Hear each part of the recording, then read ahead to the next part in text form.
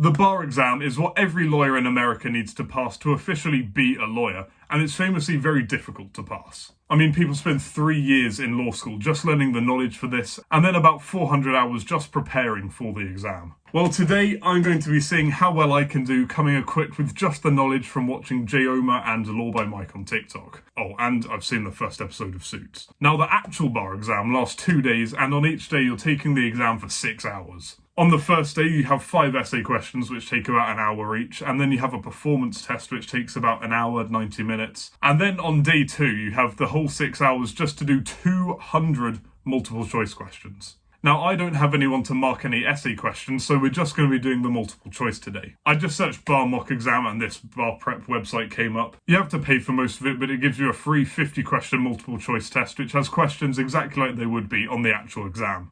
Anyway, here's how it went. Okay, here is my desktop with the essentials. Let's open Safari. Bar Prep Hero. We have a free practice test, which we're going to do. Let's have a look at the questions.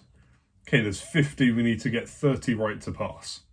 Let's go through the first one. Looking back at it, it was really boring to explain. So basically what happens, a guy's selling an etching at a yard sale. He sells it for $10. Other guy comes along and is like, yo, I know the name of that artist, that's worth at least 100k, but he wants $10 for it, I'm going to stay quiet, just give him the $10 and take it. The seller later then realises, oh wait, that was worth at least 100k, I'm going to sue the guy who bought it for not telling me, and I either want $100,000 or I want him to return the etching. But the guy who bought it is like, nah, you should have known what you were selling, that's not my problem, I want to dismiss the case. And the question is basically, will the court dismiss the case or not? Right, there's a bit to unpack there.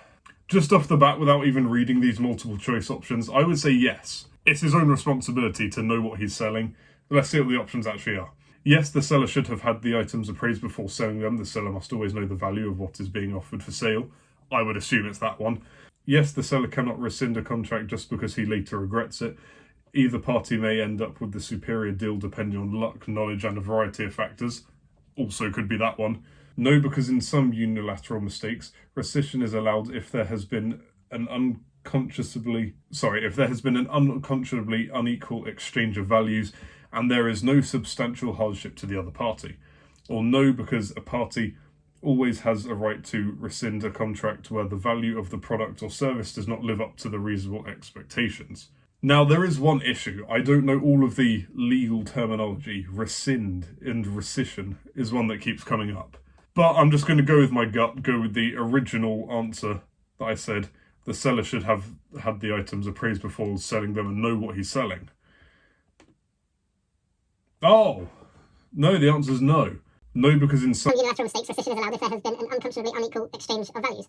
I suppose that's why you go to law school, really. On to the next question. So yeah, the first question was wrong. Straight away, I thought this was a mistake making this video. Thought I was going to embarrass myself and get all of them wrong. Also, having a camera on you makes it weirdly hard to think. But the next question changed my mind. A patient who had a surgery to repair a rupture in her spleen followed up with a full-body MRI due to excruciating pain that had developed.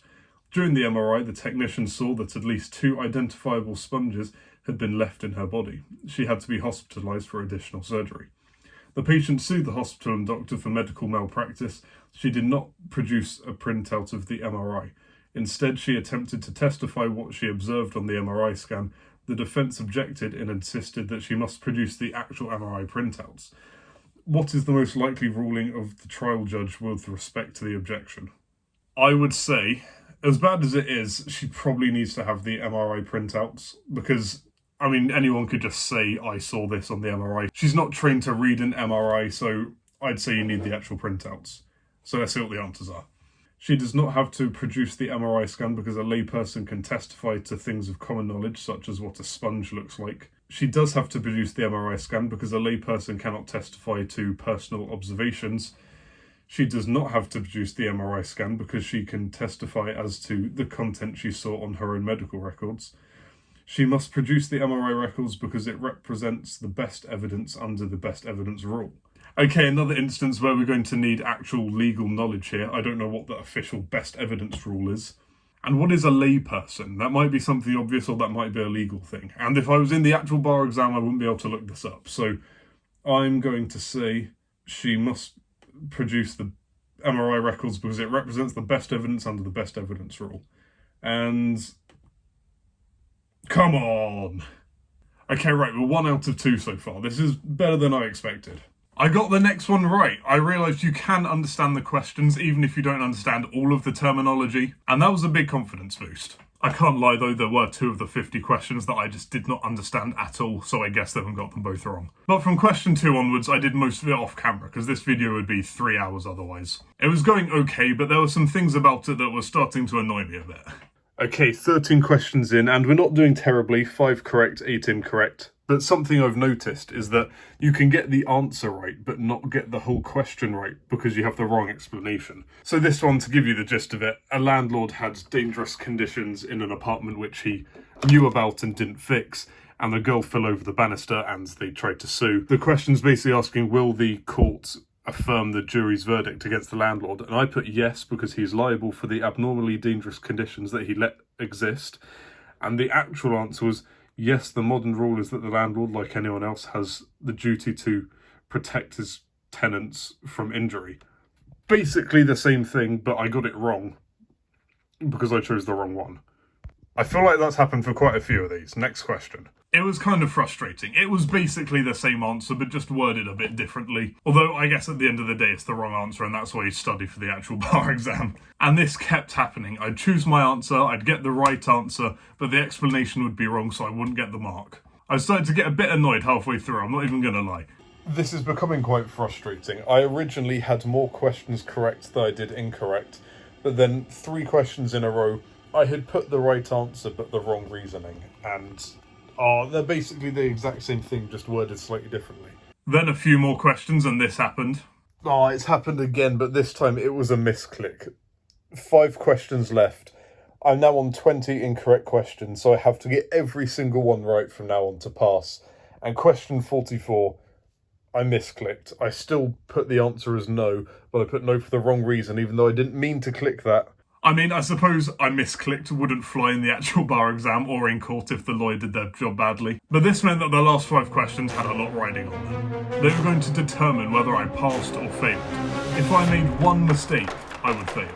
I had got more questions right than wrong at this point. All I had to do was maintain this. So I answered the last 5 questions and I clicked submit. And the results are in after goodness knows how long of doing this. I can say that I did not pass. You needed 60% to pass, I got 52%.